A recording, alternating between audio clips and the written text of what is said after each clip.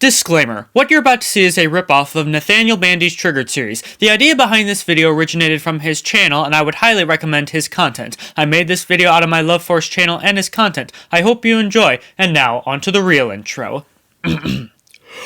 Warning! The following video is over-exaggerated. Most opinions shared aren't accurate to my thoughts and feelings. Are you ready for me to rant about the greatest Donkey Kong game of all time? You'd better be.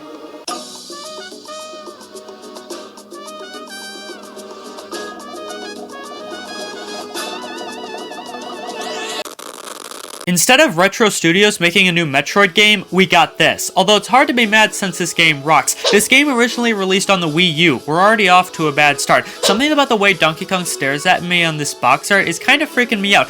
God, these cutscenes are so gorgeous. Why can't there be more of them? Donkey Kong is taking forever to eat that banana.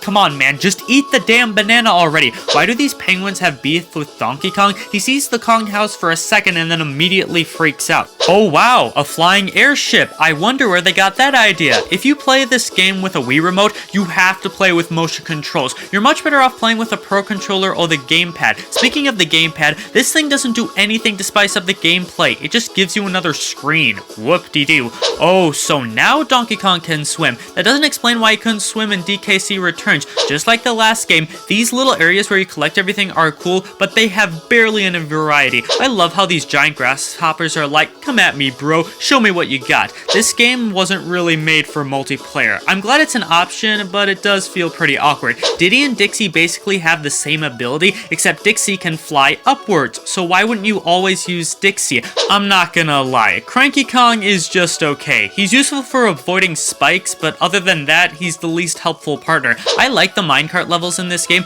but they aren't nearly as difficult as they were in the previous game. I love this little moment where DK freaks out when he falls. There's something so stupidly charming about that. The boss battles in this game are good, but I wish they were a little more challenging. This giant orange pig can shoot giant fireballs out of his nose. That's either really funny or really terrifying, and they said penguins couldn't fly. Well, look who's laughing now. The loading screen when entering the game is exactly the same as it was in Donkey Kong Country Returns. The music for the world map no longer changes when switching between different worlds. That being said, the music in this game is so freaking amazing. Like, seriously, I hate how much I love it. This level instills fear into me. Why did they have to make a level so perfect yet so terrifying? I hate these stupid monkeys. Do you really have nothing better to do than to swing around and screw with me? I'm still not a big fan of underwater levels. They're definitely better than the Mario levels, but they're still not as fun as regular platforming. This giant octopus is just as big of a jackass as he was in the last game. Look at all this frickin' fruit, and yet I can't eat any of it.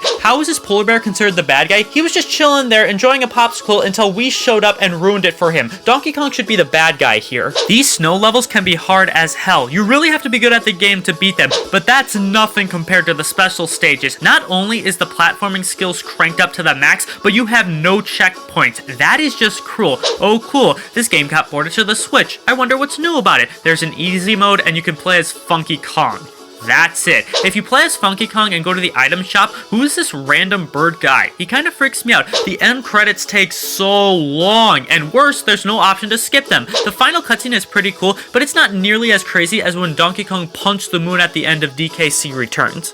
I'm just gonna say it. This game is an absolute masterpiece and could quite possibly be the best 2D platformer of all time.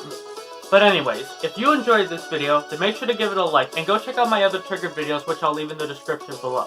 Also, it turns out that 80% of you watching this aren't subscribed to the channel, so if you thought this video was cool and see a big red subscribe button, make sure to click it so you can see more videos like this in the future. And with all that said, thank you guys so much for watching, and let me know down in the comments how Donkey Kong Country Tropical Freeze triggers you. Have a great day, stay safe out there, and I will see you in the next one.